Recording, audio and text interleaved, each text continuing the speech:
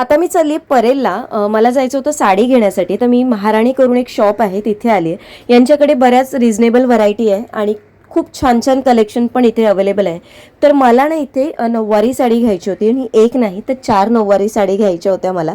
तर इथे छान साड्या मला मिळाल्या. खूप जास्त वेळ लागला नाही कारण एवढेच मोजकेच कलर होते आणि डिझाईन्स पण खूप सुंदर होत्या.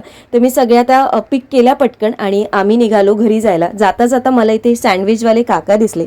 यांच्याकडे सँडविच ना मी बऱ्याच वर्षापासून खाते आणि आज काही मोह आवरला नाही. म्हटलं इथे येणं झालंय तर आपण हा सँडविच खाल्लाच पाहिजे.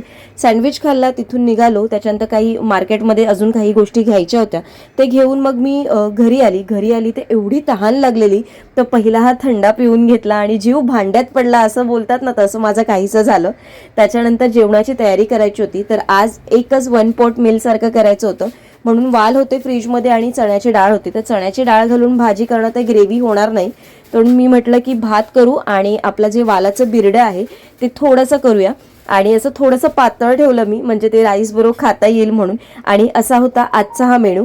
चला, आजचं जेवण मी एन्जॉय करते आणि आजचा व्लॉग पण इथेच एंड करते. उद्या एका छानशा व्लॉगमध्ये भेटते. Bye bye.